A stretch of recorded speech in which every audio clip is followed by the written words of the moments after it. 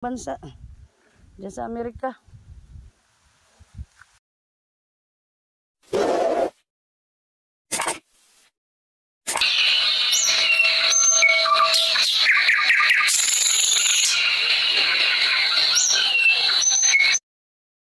Hello Kamars, magandang umaga po sa inyo. Ito na naman ako dito sa aming bahay kubo. Nagluluto po ako ng panganuhang pata ng baboy po at gagawin ko itong nilaga at marami pong ricado ang ilalagay ko dito. Ayan po. Ayan po ang mga ricado niya. Ayan. May kalabasang ano po, kulay dilaw at may Chinese pitsay. Ayan po. At mayroon din kaming alimasag na masyadong matataba. Ayan, babae po yan.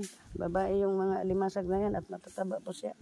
At ito may sibuyas dahon rin. Mamaya ilalagay ko rin pag bago hanguin. Pag naluto na yung pangunahang pata ng baboy nga nilaga po. Yan po ang ulam namin ng tanghalian. Mamaya. At shout out kay Widis Wabi Vlog, kay Ate Milanis TV, Farmer Boy TV, Nora TV Vlog. Shout out sa inyong lahat dyan sa ibang bansa, dyan sa Amerika. Dito yung kasama ko, ang aking mahal, ayan. At si nanay, ang aming magandang nanay. Ayan, ang aming bahay kubo. At sa isang araw, lilipat na po dito ang kapatid ng aking partner. Dahil siya po ang titira dito sa bahay kubo at titira po kami sisilong habang nagluluto kami ng mga pagkain sa mga nagtatrabaho dito. At nandun po sa baba yung dalawa. At maya kunti, tatawagin ko yan para mananghalian.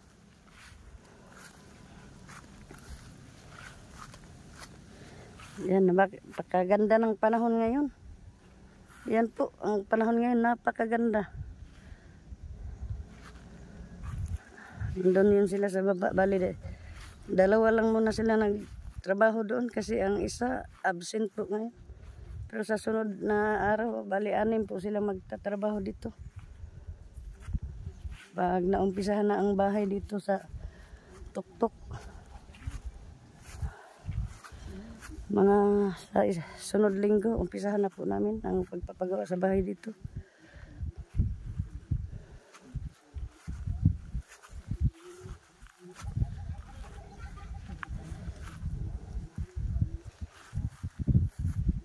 At pagbali-bahayan po muna kami dito.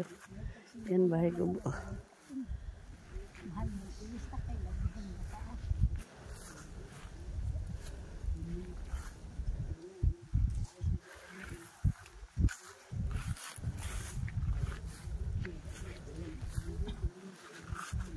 At maya kunti po, gigisahin ko itong aking niluluto nga pangunahang pata ng baboy at ilaga ko po ito at itapon ko muna itong sabaw. Mamaya pag naluto ito, mamaya ang aming nilagang pangunahang pata ng baboy ay ipapakita ko rin po sa inyo. Hello Kamars, igigisa ko na po ito ang mga ricado sa ating lulutuing pata po. Pangunang pata, nilaga po. Ayan, igisa ko muna ang mga ricado para mas masarap po.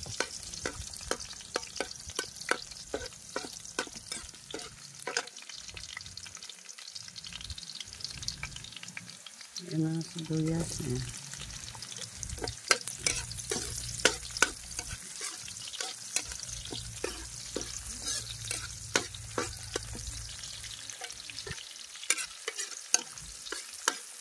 Itong luya, ayan.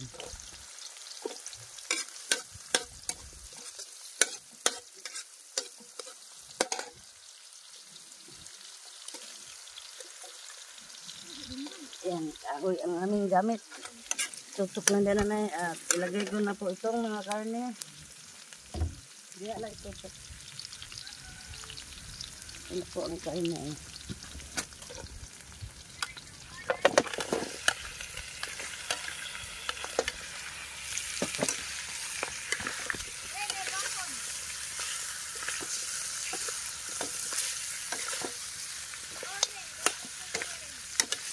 walang langsa po. Ganito ang pagluto ko ng nilagang pata ng baboy para walang langsa. Igigisa ko muna sa mga lamas. At lalagyan po natin ng kunting tubig.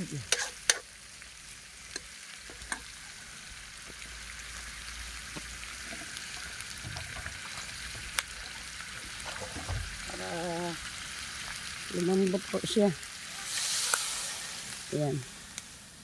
At kunting asin.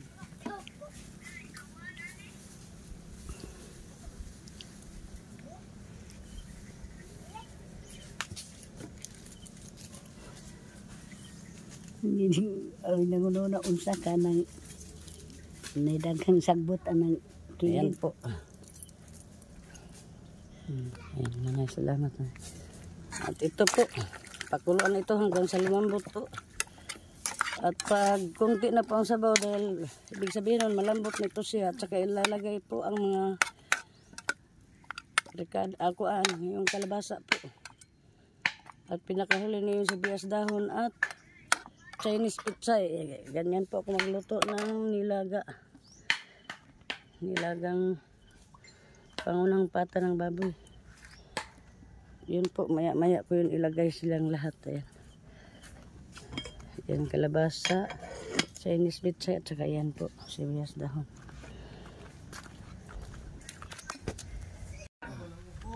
Lokamars, ngayon luto na ang aming nilatan nga pata ng baboy. Ito na po, luto na siya. Ayan. Marami po siyang gulay. At may kunti po kakain na kami. Yan, takpan lang muna natin kay hindi pa daw sila kakain. Ayan.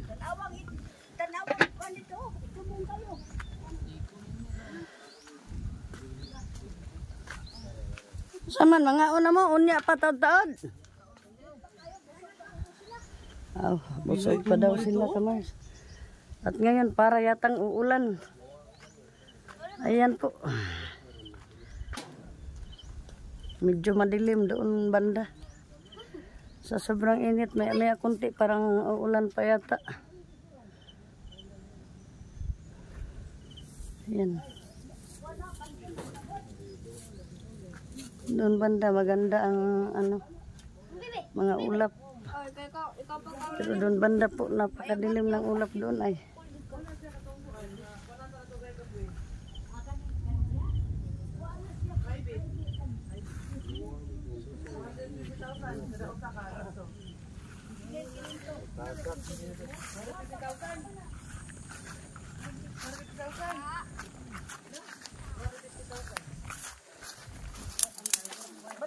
Imo nga na. Ay, lugar. Mapalit ka ba? 250,000. Sa imo nga na siya. Imo nga na, pero pwede naman ito kurang balay-balay. Hindi naman nana ba? Yan po, napakasarap ng sabaw ng aming nilagang pata ng baboy. Pangunahang pata. At dito. Masudlag ba ni Mikey? Kung mga gamay naman gyapon, ano nun gyapon lagi?